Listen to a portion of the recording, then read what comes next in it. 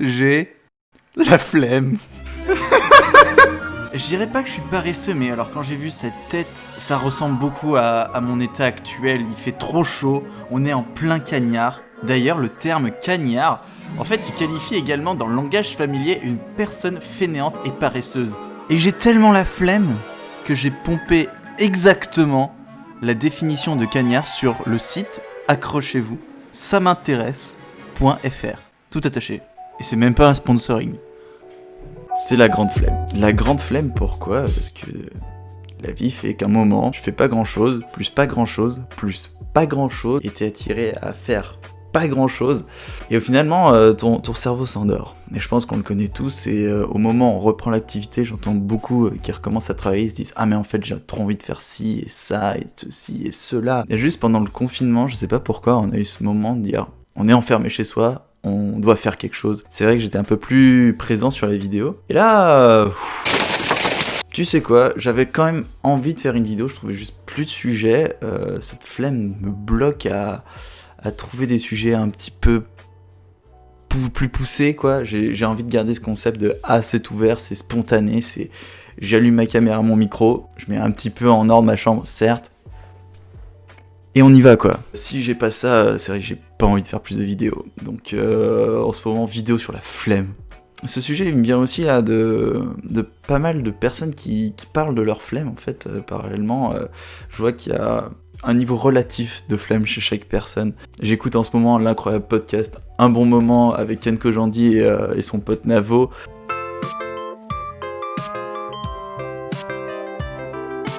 Qui font tellement kiffer. Alors oui, c'est des personnes beaucoup plus connues qui passent, on peut un peu moins s'identifier à on va dire ce côté artistique, enfin en tout cas pour moi, parce que c'est pas mon cas, mais par exemple celui avec Big Flo et Oli, on voit clairement, t'as deux personnes, tu vois, t'en as une, t'as Oli qui est genre en mode le gars qui s'épuise jamais, qui a toujours besoin de faire et qui continue de faire, et tu fais, depuis ce temps, comment t'as jamais eu de baisse de régime ? Olivier! Oh! Olivier! Tu vas me niquer la batterie! Mets la cassette de décibels, tu fais claquer un coup et c'est tout. Là, tu vas me niquer les batteries. Et t'as Big Flo à côté qui est là en mode genre, mais j'ai souvent la flemme, des fois, je dois arrêter, je me dis stop. Et ça relativise. Bon, on n'est pas du tout à la même échelle, on est d'accord. C'était compréhensible, ça ? Non. En bref, je voulais dire que dans un duo, il peut y avoir deux personnes qui bossent complètement différemment, un qui a la flemme, un qui est tout le temps à fond, il y en a un qui va mettre 5 minutes à bosser, l'autre 1h30, le résultat sera le même et ils sont tous les deux aussi bons. Et il y a aussi un autre auteur, alors rien à voir, mais un économiste qui s'appelle Richard Thaler, qui a écrit Misbehaving. Et ce type, j'adore.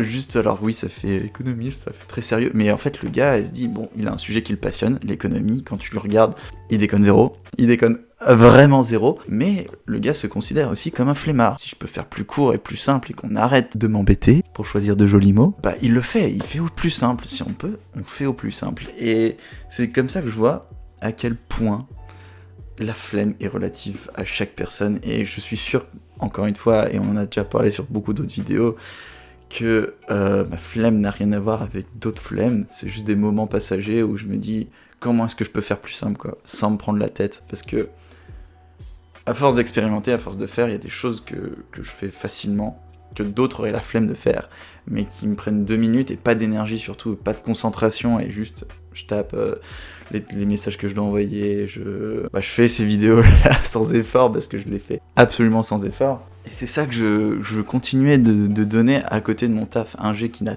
toujours pas repris, donc c'est ce qui pousse ma flemme. Et c'est trop bien.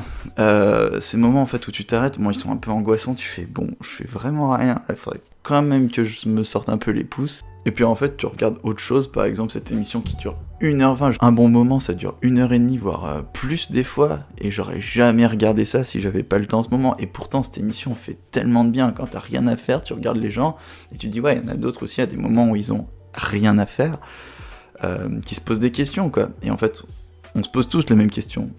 Là en ce moment j'y ne ferai rien, je raconte juste la même chose d'une vidéo à l'autre.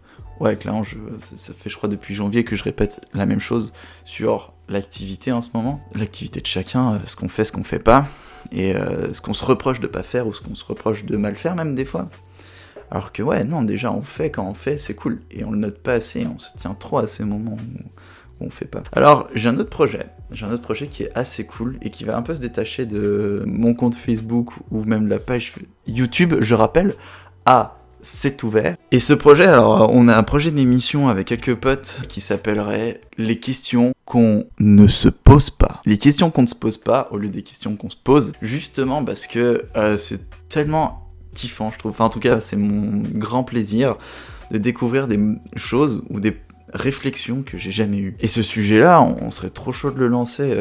On voulait le lancer 28 juillet et la flemme nous a rattrapé, mais une grosse flemme, parce que ça se prépare ce truc-là. Il faudrait aller chercher un peu des gens, Là, je serais motivé, en travaillant à plusieurs, à travailler vraiment le sujet pour que ça soit, admettons, un sujet technologique qu'on va vulgariser et surtout auquel on va essayer de penser, mais autrement. Et vraiment chercher la petite bête comme ça. Peut-être ça amènera des fois à rien, mais au moins on se sera posé la question, quoi. Et c'est vraiment le gros projet, je pense, qui va arriver. J'aimerais bien que ça soit une émission trimestrielle pour commencer. Et je spoil pas. Et deuxième projet, là c'est plus lié à mon activité pro.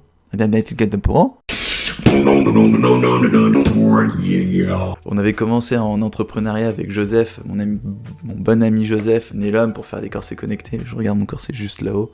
Encore une fois, flemme d'aller le chercher. Vous voyez ce que vous tapez Google, un corset orthopédique, on rappelle, pour tenir le dos. Et j'aimerais bien revenir là-dedans, mais pas en tant qu'entrepreneur. 25 ans, je trouve que j'ai le temps de prendre beaucoup d'expérience. Et en fait, même dans mon entreprise actuellement, j'ai compris que...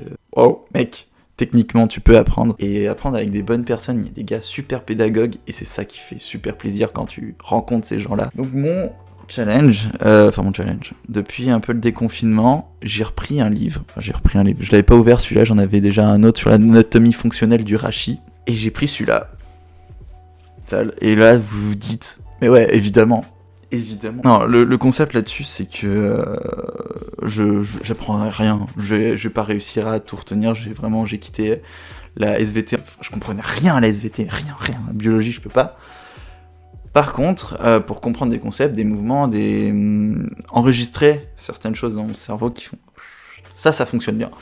J'arrive à prendre des réflexes, et le métier d'ingénieur automaticien dans lequel je travaille, qui est, alors rappelons-le, de remplacer un bras humain par un bras robotisé et d'avoir derrière un petit cerveau qui s'appelle l'automate, qui va donner les commandes, voilà, qui va actionner selon la consigne qu'un opérateur va lui donner, parce qu'en général, il y a quand même un opérateur.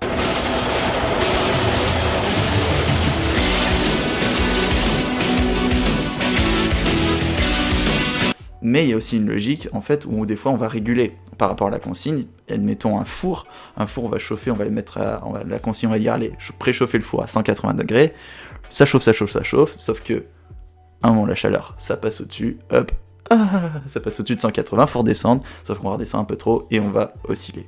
Et le corps humain fait ça aussi, on va réguler, je veux dire, si on a trop chaud, on transpire, donc le corps fait aussi une régulation là-dessus, et il y a des boucles qui sont un peu... lié à l'automatisme. Et j'ai vraiment envie de retravailler là-dessus sur automaticien, le corps, et en fait le rachis, il y a forcément des choses liées par rapport à la motricité déjà, parce que à partir du moment que tu parles colonne, il y a la moelle épinière, et si on fait des dégâts sur la moelle épinière, c'est ce qui nous rend des fois paraplégiques, voire tétraplégiques.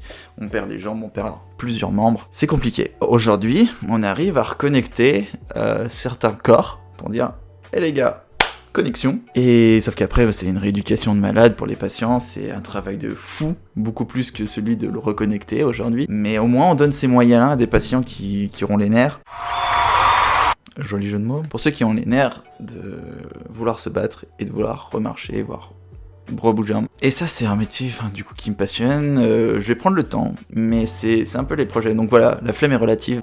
Mais si y en a par hasard un mec qui tombe dessus, quelqu'un qui tombe dessus, qui est passionné sur le sujet et qui en connaît beaucoup plus que moi, si vous connaissez certaines choses, vous connaissez déjà beaucoup plus, je serais complètement chaud de discuter là-dessus. C'est un appel comme ça que je lance.